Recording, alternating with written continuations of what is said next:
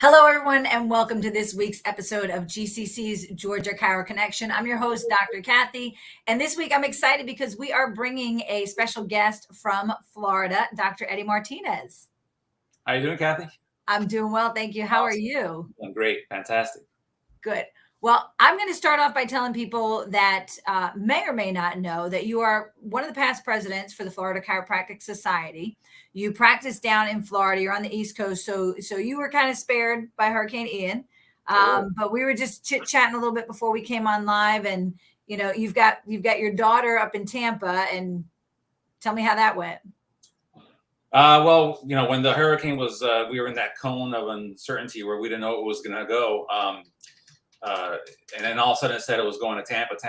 So I'm calling her. We're calling her and telling her to drive down to Miami because we knew we were going to get much of the storm. And she was like, "No, I'll be fine. Our apartment's right next to a hospital.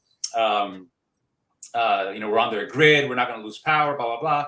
So I went through a Category 5 hurricane back in '92 with Hurricane Andrew down in South Florida, and that ripped us apart. Oh, it's bad. I knew what it was like, so we were worried about her, but she's 20 years old. She made her own decision. Luckily for her, it took a right turn and just missed her, so she's fine. But the folks down further south, Fort Myers and all that stuff, they got hit very, very hard. So there's a lot of stuff, a lot of recovery going on down there, and we did something last weekend with Dr. Brian Moore, the current president of FCS, and my wife Araceli, who's the executive director. We went down and did some volunteer work and did some adjusting also to the crews down there last weekend. And this weekend on the way up, I'm going to Tampa to see my daughter, and we're going to reach out to some of the chiros there that did lose some of them lost their offices. So we want to help out as much as we can over there too on the way up.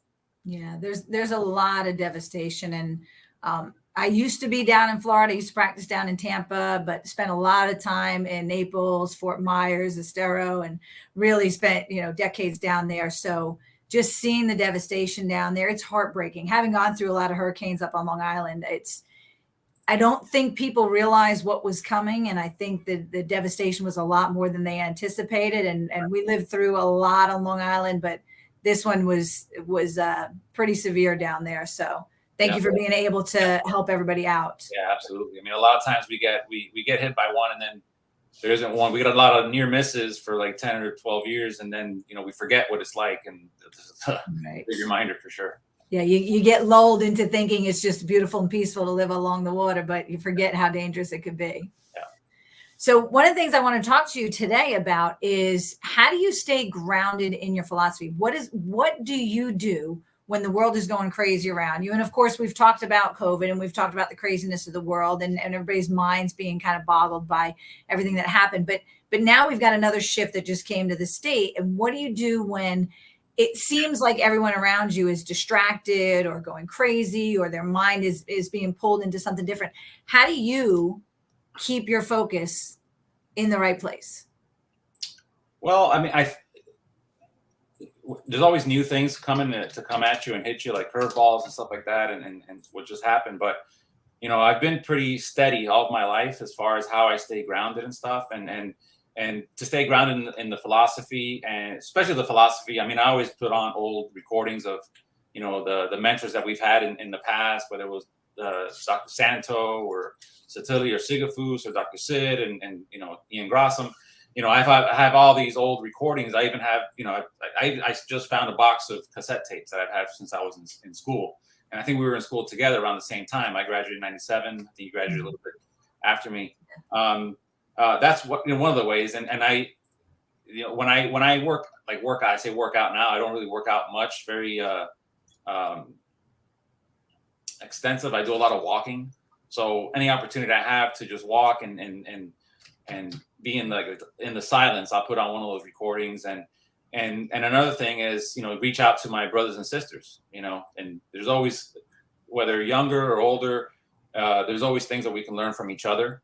And that's another way I stay grounded as well. I have my routines, and, I look back to what was said in the past, but also what's going on now in the present and what other people are doing to stay grounded as well. Yeah. I think that's a big part of it, is being able to reach out to somebody else, because all too often students leave the bubble of school and then they disperse around the country, around the world, and they get out there and they sometimes start to act as if they're an island and that they don't need anybody else. And then the tragedy comes, or the stress comes, or the I don't know how to do this comes, and they've lost touch with people. So they just kind of get stuck in the mud trying to figure it out on their own. And I think having a network of people that you can connect with is incredibly important. Right. And it's so much easier now. Let's say before, when we were out of school, there wasn't all this technology and all this social media that we can actually connect a little easier, or stay connected. Back then it was a phone call, or meet each other at a seminar or something. But yeah, we're blessed to have what we have now. The only thing is, being brave enough to reach out and ask. Some people don't like to ask for help, so that's one thing that in the past I've struggled with, and something that we just have to get over with. And it's interesting, because I think people, in order to be a successful entrepreneur, right, to have your own practice, to make it through school, to make it through all the boards, you have to be a very driven person. And typically very driven people, you've got that little bit of ego, you've got that pride, but you've also have that, I can get through anything, I can do this. And that leads to that sense of, I don't need to ask for help, or worse yet, I don't know how to ask for help. That's a big one. And that's something that I find certain groups, DE, of course, being one of them, certain groups make it easier to ask for help, because the curtain is down, right? There's no wizard behind the curtain. The curtain is down, and we're able to just be who we really are and say what we really feel and experience life authentically, versus trying to put on the act and the image of, who we think society wants us to be. Right. Yeah. I mean, back years ago, when you would hear speakers up in the platform, sometimes they're very intimidating and you don't want to go up to. But I think now, the lay of the land is, even the people up on the stages that are speaking and mentoring, they're easier. I know DE, and I know other groups, New Beginnings, and other groups. It's a little easier to, or at least I think that it's a little easier to be approached and ask for help, for sure. Yeah. And that's a big thing. But one of the things that I think is the downfall of having easy access to everyone on social media is that oftentimes I see that a lot of chiropractors don't come to seminars anymore because they think they can get it online, right? They don't come to a live event because they can jump into somebody's face group, or they can jump into somebody's online course or pre-recorded workshop. And those are all good to keep you dipped in the philosophy in between. But there's something to be said about being in community with people and being able to, give a hug to someone, feel their emotions, feel their energy, be around other people, have it lift you up, or, be the source of lifting somebody else up. Right. Yeah. I mean, now, especially down here in Florida, I mean, they've just opened it up where everything can be done virtually or online. Mm-hmm. So, for me, like, for example, I'm missing DE this weekend. I know I can see it on the broadcast, but I know it's not going to be the same. I'll get a lot out of it, and I'll learn. I'll get what I need to get out of it, but it's not the same, and you're not in the hallways. Also, it's not. You don't only get what you hear on the stage, is the conversations you have in the hallway. That sometimes are the biggest takeaways from events like that. Even CE conferences. We were doing 8 CE conferences a year down here in Florida. We brought it down a little bit because the virtual option reduced the in-person attendance. But when we do have the live conferences, the people that are there are so appreciative, and it's just a different energy, and you just get more out of it, in my opinion. Right. Yeah. And, we've seen something very similar in Georgia, because in Georgia, we've got to do 20 hours every year for a 2-year renewal. So you can't do all 40 in one, and you can do half of those online. But what we've seen is this being our renewal year, because everybody at Georgia Docs, don't forget, your license renewal is December 31st this year. Don't forget, don't be late. You'll have to pay a fee. what we see is during the renewal years, we always have greater attendance at our events. And this year in particular, we've got higher registration rates prior to the events than we've ever had before. And I know recently we just had our golf tournament. I know you were there, your wife was there with you, coming up on big birthdays. You know, it was, I think, a big birthday for your wife, and Yeah, yours is just about to come up. she's sitting next to me, but this is her office, by the way. Ah, happy birthday. Well, happy late birthday. I know I got to see you then, but Yeah. you know, it's a big year. It's a big birthday celebration year, but you both came up for the golf tournament, which you have been doing and supporting what we're doing here with GCC and the fundraising efforts that we do. And thanks, Paula, right? Love and appreciate both of them. But to have chiropractors from other states come and support what we're doing and vice versa. You know, I know that there's that mutual thing going on, but it really speaks volumes and says that, hey, we're all doing the right thing. Let's just keep supporting each other. And we greatly appreciate that. Right. Well, I mean, it's just like, you know, what is BJ's quote? I love you because you love the things that I love. Right. Right. You know, we're all pretty much on the same. We have pretty much the same mission, you know, promoting and protecting the principles of chiropractic. And that's the FCS's vision or purpose statement, you know, promoting and protecting the principles of chiropractic to ensure the future of the profession. You know, that's our thing. And I know GCC is very similar to that. And there's other groups, you know, I'm a member of the GCC. I'm a member of the South Carolina group, the Palmetto State, New Mexico. So I've tried to support all the groups that have similar, you know, mission statements and purposes, because, you know, that way we can make things happen in numbers, you know. Love it. Love it. I want to shift gears with you because I think it's always important for the docs that are listening and even the students that are listening to hear some of the chiropractic stories that go on in other offices, just to kind of keep us focused on, you know, expecting the miracles in our offices and not getting numb to them, not getting blind to them, not taking them for granted because they happen so often. So do you have any particular patient stories that you want to share with us today? Well, I have one in particular that just stands out, and it's recent. You know, we've all had, you know, numerous occasions where we still get goosebumps talking about certain things. But I had a family that just had they just had twins. They were premature when they were born. I think at 29 weeks or something. And then so they all came in they brought in the girls first, the twins, and then second or third visit, the whole family started. So it's like 6 of them coming in, and it's mayhem when they're in the office. You know how it is. It's just like you know, the brother's like 3 years old, and he's throwing, you know, I have a little area with the basketball net and this and that. So they're, you know, luckily everybody's cool with it in the office. So it's not a big deal. They love it, the energy. But these little girls were, you know, they were, one of them was a little bit failing to thrive, and she had a thyroid issue and this and that.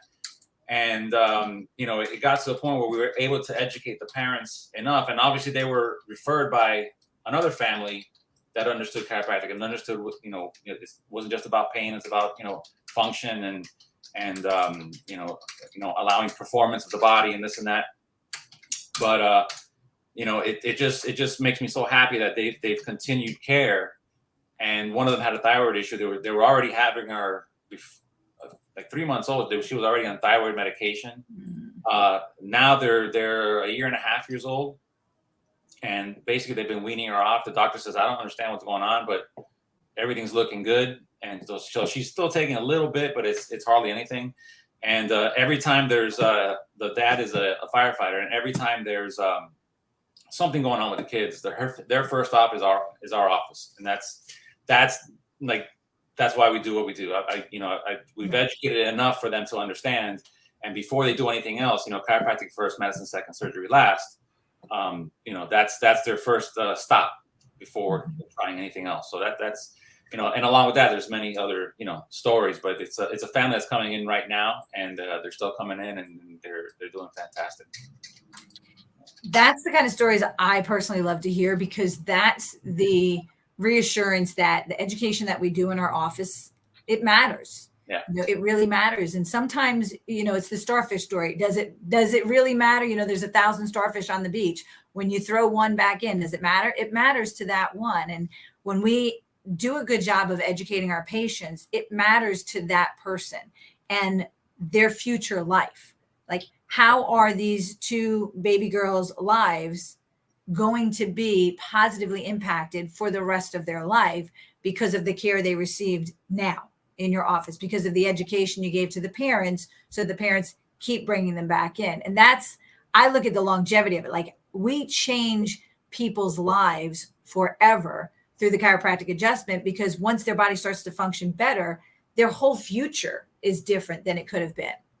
Yeah. And I've been in practice now long enough, we've been in practice long enough where, we'll see the babies, and now they're adults and they're having babies. And so, we're up there in age, but that's okay. But it's awesome to see that generational, flow of the families coming into the office. And, and what makes it easier is that, so this family would refer by another family. So the education process wasn't really that hard. They already knew why they were coming in. So it makes it that much easier. It's funny that you say that, because when I have the kids that used to be babies and now they're teenagers, or now they're, getting into college. Of course, I'm only 22 years old, according to my daughter. But one of the things I ask them when they say that they start dating someone, I'm like, great. Are they under chiropractic care? Like, you can't date someone who's not under chiropractic care. Your parents worked all these years to keep you healthy. If you're going to marry somebody and have babies, they need to be under chiropractic care too, so that you can have the healthiest baby. Oh, absolutely. My daughter in Tampa, she's being taken care of by Jason Cherry over there in Tampa. And, she has a boyfriend now over there, and her boyfriend's been under care since they've been together. So, that's just the way it is. That was one of the requirements. Yes, start getting checked. Right. I love the stories of people that, they start dating someone and they decide they need to take them to a seminar. And if they get it, then they'll continue dating them, because it makes sense, right? Like, this is not just what we do as a job or a career or even a profession. This is our lives. This is our lifestyle. This is how we raise our families. And so anyone that's going to come into that fold, they can't just be a civilian, right? They have to understand and be ingrained in this and embrace it, because this is a unique way of life, but it's the best way that I know. Right. But it's a funny story, just real quick. My wife, she's been getting adjusted since she was a teenager. But when we met, I'm a upper cervical guy, knee chest. So I had my portable knee chest table with me. We started dating, and I told her, this is the way you're going to get adjusted now. And I said, get on your knees. And she looked at me like, what are you talking about? But ever since then, that's the only way she gets her cervicals adjusted. So, Perfect. Yeah. I remember the first time somebody did anteriors to me, and I was thinking, I was a student. I was like, what? Are you just trying to get a hug here? So, when you don't know, it's a little bit curious, but well, fantastic. Listen, I want to thank you so much for coming on and sharing some stories with us today. My pleasure. My pleasure.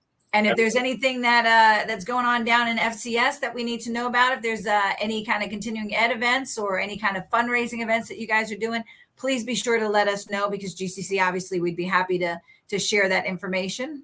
Absolutely. And likewise, same with you guys. Absolutely. Thank you. And I just kind of wanted to run through what we've got coming up. I know we've got DE coming up this weekend. We've got CE before DE. So if you need to get some CE credits, you can get that. Coming up the first weekend of November, we're going to be down in Savannah. So that's always a great event down there. Wonderful time. And then the second weekend in December, that's our annual convention. That's your last chance to get your live continuing ed credits in the state of Georgia. We've got an awesome philosophy panel on Friday night, followed by a casino night. So that's going to be our big holiday party. So mark your calendar for that. That's December 9th, 10th, 11th. And you've got the rest of the information crawling across the bottom of the screen. Dr. Martinez, thank you so much for taking your time today. You're welcome. You're welcome. My pleasure. Loved it. Thank you, Araceli, even though I can't see you. Thank you. There she is. There she is. Thank you. Thanks for sharing your office. And for everybody else, we will see you again next Wednesday. We'll see you soon. Take care.